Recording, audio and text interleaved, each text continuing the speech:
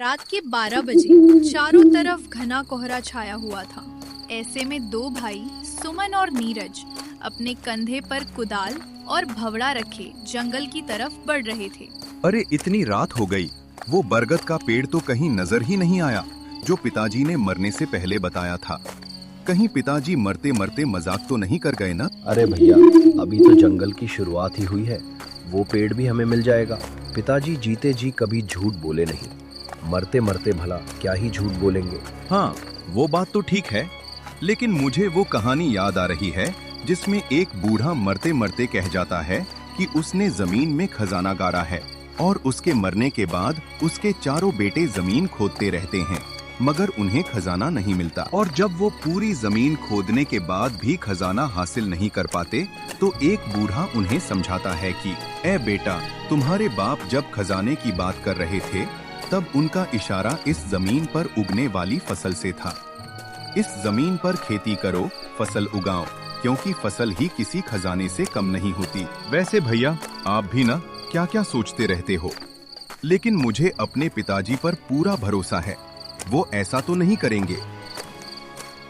काफी देर चलने के बाद इन दोनों को एक बरगद का पेड़ नजर आया। अरे वो देखो, मिल गया बरगद का पेड़, मिल गया रे, मिल गया। अरे भैया भैया, आराम से आराम से। अरे आराम वाम बाद में करेंगे, पहले जमीन खोदकर धन निकालते हैं, चलो रे। ये कहकर सुमन ने जमीन पर कुदाल मारी और खुदाई शुरू कर दी। अरे खोदो नीरज, क्या तुम्हें धन नहीं चाहिए क्या? ये सुनकर नीरज भी खुदाई में लग गया। दोनों ने काफी देर तक खुदाई की और आखिर में उन्हें जमीन के अंदर एक चांदी का सिक्का मिला। ये क्या है? सिर्फ एक चांदी का सिक्का? धत तेरे की। भैया, कहीं पिताजी इसी सिक्के के बारे में ही तो बात नहीं कर रहे थे? इस पर सुमन गुस्से से नीरज को देखने लगा। मुझे अब सब समझ में आ गया, तूने ही पुश्तैनी धन यहाँ से निकाला है ना? बोल, निकाला है ना? अरे ये क्या कह रहे हो भैया आप? मैं तो कल रात घर में ही था, आपको तो पता ही है। ओ, तो अब फैसला मुखिया जी ही करेंगे। सुमन के कहने पर ये दोनों अब मुखिया के पास पहुँचे। मुखिया जी, हमारे पिताजी ने मरने से पहले हमें बताया था कि उन्होंने हमारा पुश्तैनी धन जंगल में एक बरगद के पेड़ के नीचे गाड़ा है, लेकिन जब हमने वहां खुदाई की तो हमें वहां सिर्फ एक चांदी का सिक्का ही मिला। सिर्फ एक चांदी का सिक्का? अच्छा ये बताओ, तुम लोग अब क्या चाहते हो? क्या मैं कोई मंत्र व तंत्र पढ़ूं, तुम्हारे पिताजी को फिर से जिंदा कर दूं, ताकि तुम उनसे पूछ सको कि पिताजी झूठ क्यों बोले? हाँ? अरे मुखिया जी, पिताजी ने कल रात मरने से पहले हम दोनों के सामने ये राज खोला था और हम उसी रात वो धन निकालने वाले थे, लेकिन मेरी बीवी सुषमा की तबीयत बिगड़ गई, इसलिए हम जा नहीं पाए और पूरी रात मैंने उसकी देखभाल में ही निकाल दी। और आज जब हम वहां पहुंचे तो वहां सिर्फ एक चांदी का सिक्का ही मिला। अरे हाँ, लेकिन तुम कहना क्या चाहते हो? साफ साफ बताओ। मुखिया जी, हम यही कहना चाहते हैं कि जब मेरी तबीयत खराब थी और हम दोनों घर में ही जाग रहे थे, तो इस बात का फायदा उठाकर नीरज और इसकी बीवी वहां आए होंगे और इन्होंने ही धन निकाल लिया होगा, ताकि पूरा धन इन्हें ही मिल जाए। अरे भाभी, आप ये क्या कह रही हैं? हम भला ऐसा क्यों करेंगे? आप हमारे भैया भाभी हैं, आपके साथ ऐसा कभी नहीं करेंगे।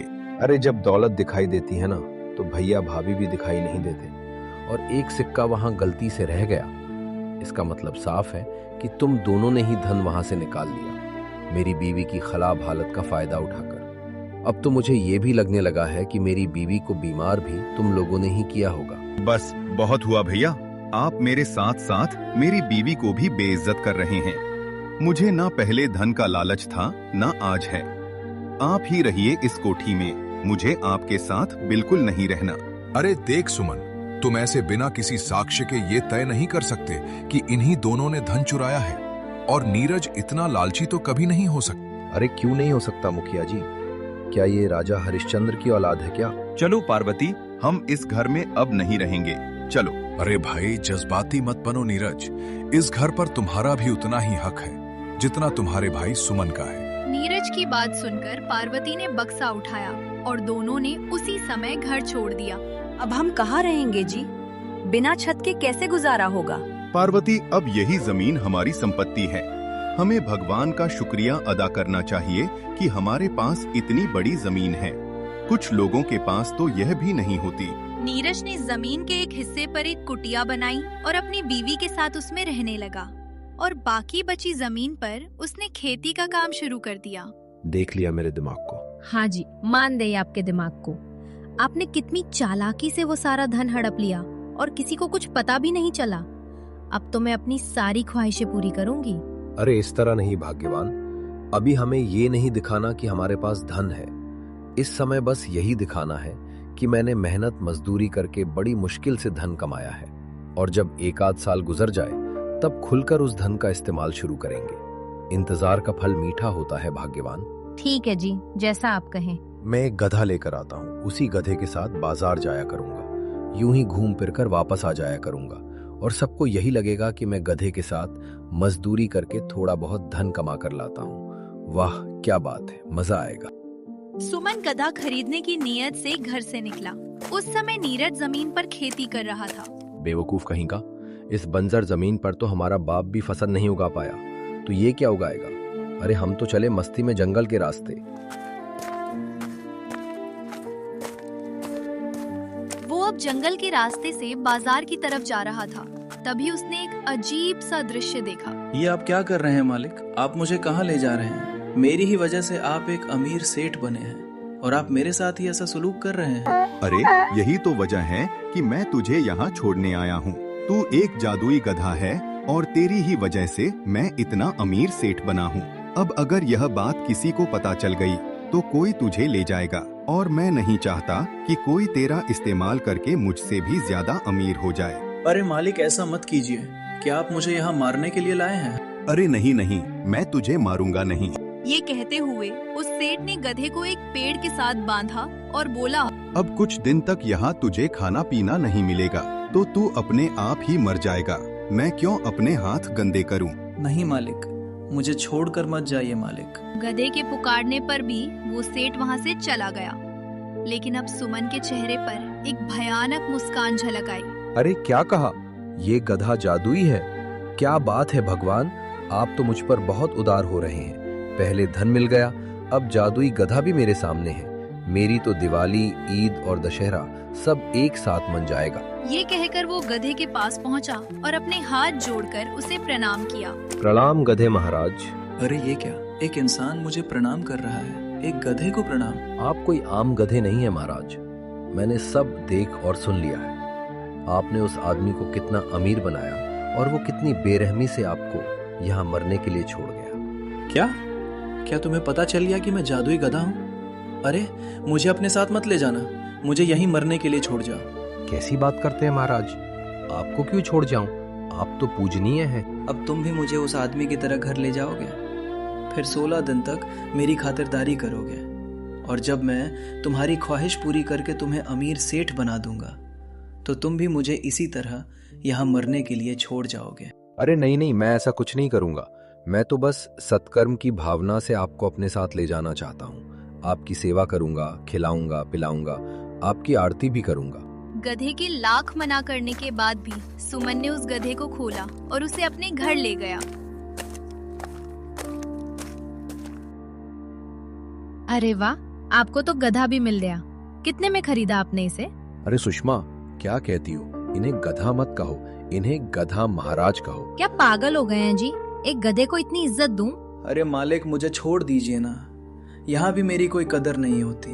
अरे ये क्या, एक गधा बोल रहा है?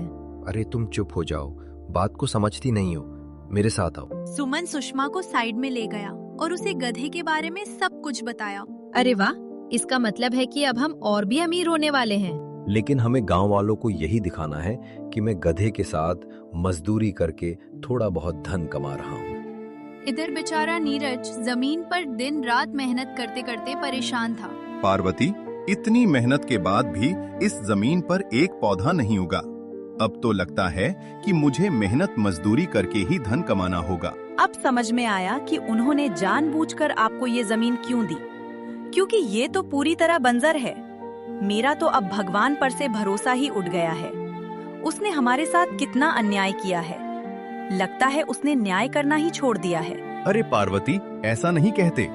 जो हो गया सो हो गया। अब यह सोचो कि हमें आगे क्या करना है और कैसे करना है। ये कहकर नीरज ने कोने में पड़े सामान की तरफ देखा, जिसमें एक कुल्हाड़ी भी थी। मैं आज से जंगल जाकर लकड़ियां काटूंगा, फिर उन्हें मंडी में बेचकर धन कमाऊंगा। नीरज ने कुल्हाड़ी उठाई और फिर जंगल की तरफ रवाना हुआ। शाम तक उसने काफी लकड़ियां काटी और फिर उन्हें इकट्ठा किया। अब इन लकड़ियों को घर तक कैसे ले जाऊंगा? तभी न जाने कहां से एक गधा उसी समय वहां आ पहुंचा। अरे ये गधा किसका है? अरे भाई, कोई आसपास है क्या? ओ, कोई है आसपास? उसने आवाजें लगाई लेकिन कोई जवाब नहीं आया। अरे किसका गधा है? इसके मालिक इसे ढूंढ रहे होंगे, पता नहीं कहां से बिछड़ गए। उसने कुछ सोचा और फिर बोला, ठीक है, ऐसा करता हूँ, इसी पर लकड़ियां लाद कर घर ले जाता हूँ और कल इसे शहर ले जाकर कोतवाल के हवाले कर दूंगा। ये सोचकर उसने लकड़ियां गधे पर लाद दी और फिर घर पहुंच गया। अरे ये गधा आपको कहाँ से मिल गया? अरे पार्वती, यह बेचारा जंगल में भटक रहा था, इसीलिए मैं इसे यहाँ ले आया। इसका मतलब है कि अब आपको सर पर लकड़ियाँ रखकर बाजार नहीं जाना पड़ेगा। अरे नहीं भाग्यवान, मैं इस गधे को शहर के कोतवाल के पास ले जाकर दे दूंगा। जिसका गधा होगा वो उसे वहीं ले जाएगा। सच में आप जैसा इंसान मैंने अपनी जिंदगी में नहीं देखा। इतनी मुसीबत में भी आप अपने विषय में नहीं सोच रहे। तभी रोशनी महसूस हुई और गधा रोशनी में अजीब तरह से चमकने लगा। गधे ने इधर उधर देखा और फिर वो वहां से जंगल की तरफ निकल गया। हे भगवान, यह कोई आम गधा नहीं है, इसका कुछ तो रहस्य है जिसके बारे में मुझे पता नहीं। नीरज उस गधे के पीछे हो लिया। गधा जंगल के अंदर एक गुफा में घुस गया। अरे ये गुफा के अंदर क्यों जा रहा है?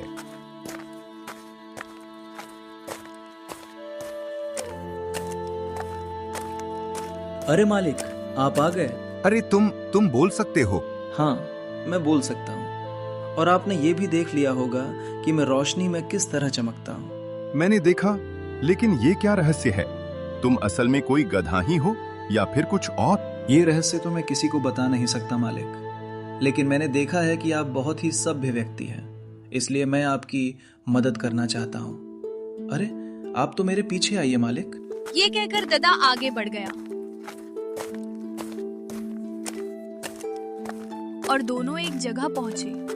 उन्होंने देखा कि ऊपर से रोशनी आ रही है और उस रोशनी के साथ ही जमीन पर कुछ बीज गिर रहे हैं। मालिक, ये बीज जो ऊपर से गिर रहे हैं, ये जादुई बीज है। इन्हें आप जितनी जरूरत हो ले लीजिए। अगर आप इन बीजों को रात के समय अपने खेतों में बो देंगे तो आपकी बंजर जमीन पर फसल उग जाएगी। ये सुनकर नीरज को थोड़ी हैरानी हुई। उसने हाथ बढ़ाकर बीज उठाए और अपने गमछे में बांध लिए। शुक्रिया दोस्त, क्या तुम अब भी मेरे साथ रहोगे? मतलब तुम एक रहस्यमयी गधा हो। यह जानकर मेरा मन नहीं कर रहा कि मैं तुमसे मजदूरी कराऊं। ना मालिक, मैं तो आपके साथ ही रहूंगा, लेकिन आप मेरे बारे में किसी को कुछ ना बताइएगा। तो पहले ही मैं तुम्हारे बारे में कुछ नहीं जानता। जितना देखा है यह भी किसी को नहीं बताऊंगा। और हाँ, अब मैं तुम्हें गधा तो कभी नहीं बोलूंगा। आज से तुम मेरे दोस्त हो। नीरज गधे के साथ घर वापस पहुंच गया। सुबह होते ही उसने जमीन पर जुताई शुरू की। अरे ये पागल फिर से खेती करने लगा इस बंजर जमीन पर। नीरज ने रात होने पर उन बीजों को जमीन में बो दिया और फिर खुशी खुशी घर चला गया। वहीं सुमन अपने गद्दे की खातिरदारी में व्यस्त था। मालिक, आप मुझे इतने केले, सेब और अमरूद क्यों खिला रहे हैं? कहीं आपको मुझसे कोई लालच तो नहीं है ना? अरे नहीं नहीं गधे महाराज, आप कैसी बातें कर रहे हैं? हमें आपसे कोई लालच नहीं है। वो गधे की खूब खातिरदारी करता। ये गधा इस तरह अपनी सेवा करवा रहा है, ये हमें और अमीर करेगा भी या नहीं? अरे ऐसा मत बोलो, मैं कोई बेवकूफ नहीं हूँ जो इस गधे की सेवा अपने ससुर की तरह कर रहा हूँ। क्या कहा तुमने? अरे भाग्यवान, गुस्सा मत करो, मत करो गुस्सा। ये गधा हमें सेठ और सेठानी बनाकर छोड़ेगा। 3 दिन बाद जब किशन की आँख खुली तो अपनी जमीन देखकर उसे यकीन ही नहीं हुआ। अरे वाह पार्वती, देखो, हे भगवान, शुक्र है ऊपर वाले का। उसकी जमीन पर फसल लहलहा रही थी। उसी समय सुमन भी गद्दे के साथ वहाँ से गुजर रहा था। ये क्या, इस जमीन पर फसल कैसे उग गई? मालिक, आप तो कह रहे थे कि आपकी जमीन बंजर है, लेकिन अब इस पर फसल कैसे उग गई? अब तो ये किशन भी धन कमाने वाला हो जाएगा। कुछ तो गड़बड़ है।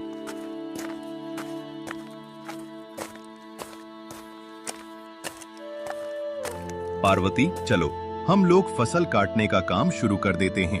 अब अच्छी फसल उगने की वजह से किशन की आर्थिक स्थिति काफी अच्छी हो गई थी। इधर सुमन को गधे की सेवा करते हुए 15 दिन हो चुके थे। ए गधे महाराज, पिछले 15 दिन से हम आपकी सेवा में लगे हुए हैं। कहीं केला, कहीं सेब, कहीं ये कहीं वो। अब आप भी हमारे बारे में कुछ सोच लेते तो। दिखा दिया ना आपने कि आप भी मेरी सेवा लालच में ही कर रहे थे। अरे नहीं गधे महाराज, नाराज मत होइए। मैं तो बस आपसे यूं ही बातचीत कर रहा था। बस बहुत हुआ। सुनिए गधे महाराज, हमने आपकी सेवा इस तरह से की है जितनी सेवा आज तक मैंने अपने ससुर की भी नहीं की है। हाँ, और सुन लो, इन्हें लालच हो या ना हो, मुझे लालच है। मैं अब अमीर होना चाहती हूँ। अगर तुम सच में जादुई गधे हो तो ये ठूस ठूस कर खाना बंद करो और हमें अमीर बनाने का कोई उपाय करो। लगता है अब मुझे जादू करना ही पड़े। मेरे अंदर एक शक्ति है कि मेरे सामने जितना धन रखा जाए मैं उसे दुगना कर सकता हूँ। अरे वाह, ये तो बहुत अच्छी बात है। ए सुषमा, जल्दी से जाओ, हमारा पुश्तैनी धन लेकर आओ। जाओ जाओ। ये सुनकर सुषमा ने धन की पेटी गधे के सामने लाकर रख दी। गधे महाराज, दिखाइए अपना कमाल, इसे दुगना कर दीजिए। इस तरह नहीं मालिक, इसे दुगना करने की एक विधि है। अरे तो बताइए ना महाराज, क्या कोई मुहूर्त निकालना पड़ेगा क्या? मुझे रात के समय जंगल ले जाना होगा और एक पीपल के पेड़ के नीचे इस धन को गाड़ना होगा। साथ ही आपको मुझे उसी पेड़ से बांधना होगा। ऐसा करने से सुबह जब मैं उठूंगा तो जमीन में गड़ा हुआ धन दुगना हो जाएगा। सुमन धन की पेटी लेकर गधे को साथ लिए जंगल पहुंचा। उसने धन को एक पीपल के पेड़ के नीचे गाड़ दिया और फिर गधे को उसी पेड़ से बांधकर घर चला गया। वाह सुषमा, कल सुबह जब हम उठेंगे तो हम दोनों सेठ और सेठानी बन चुके होंगे। ये इरादा करके वे दोनों सो गए। अगली सुबह दोनों की आंख खुली। अरे वाह, सुबह हो गई। अरे जल्दी चलो, हमारा धन दुगना हो गया होगा। दोनों घर से निकलकर जंगल की ओर भागे। आज उनकी खुशी का ठिकाना नहीं था, लेकिन जैसे ही वे दोनों पेड़ के पास पहुंचे तो हैरान रह गए। अरे गधा कहाँ गया? गधे महाराज। अरे गधे को छोड़ो, खजाना निकालो। अब तो वो दुगना हो गया होगा ना। 10 करोड़ की लालच में सेठ बनने चले थे। अरे हम लुट गए रे, हम बर्बाद हो गए। तभी उनकी नजर एक और चीज पर पड़ी। अरे ये क्या? ये तो एक चप्पल है। ये चप्पल तो कुछ जानी पहचानी सी लग रही है। कुछ देर बाद सुमन और सुषमा मुखिया के साथ नीरज के घर पहुंचे। देखिए मुखिया जी, ये रहा नीरज, और इसी ने मेरा धन चुराया है। कैसा धन मुखिया जी? ये भैया क्या कह रहे हैं? नीरज, मुझे पता है कि तुम कोई गलत काम नहीं कर सकते, लेकिन क्या मैं तुम्हारी चप्पल देख सकता हूँ? ये कैसा सवाल है मुखिया जी? ये रही मेरी चप्पल। यहाँ तो एक ही चप्पल है, दूसरी कहाँ है? उसका तो मुझे नहीं पता मुखिया जी। दूसरी चप्पल ये रही मुखिया जी, और मैं बताता हूँ ये कहाँ से मिली। कल रात मैंने अपना धन जंगल में गाड़ा था और इस नीरज ने वो धन निकाल लिया। खुशी में इसे ये भी पता नहीं चला कि अपनी एक चप्पल वहीं छोड़ आया। यही इस बात का सबूत है कि इसी ने मेरा धन चुराया है। क्या भैया, आप मुझ पर फिर से इल्जाम लगा रहे हैं? एक बात बताओ सुमन, जहां तक मुझे याद है तुम्हारे पिता का पुश्तैनी धन तो पहले ही चोरी हो गया था, और तुम तो मजदूरी करते हो, फिर तुम्हारे पास ऐसा कौन सा धन आ गया? ये सुनकर सुमन को अपनी पिछली कहानी याद आ गई और उसने समझ लिया कि अब वो सच नहीं छिपा सकता। मुखिया जी, सच तो ये है कि जब पिताजी मरने वाले थे, उन्होंने कहा था, बेटा मेरा जीवन पूरा हो चुका है, अब मैं अपना सब कुछ तुम दोनों के नाम करता हूँ। मैंने हमारा पुश्तैनी धन जंगल में एक बरगद के पेड़ के नीचे गाड़ रखा है, तुम दोनों उसे ईमानदारी से बांट लेना। लेकिन उस रात मैंने सुषमा से कहा, ए सुषमा, सारा धन हमें अपने हिस्से में लाना होगा और नीरज को सिर्फ बंजर जमीन दे देंगे। सुषमा ने पूछा, कैसे?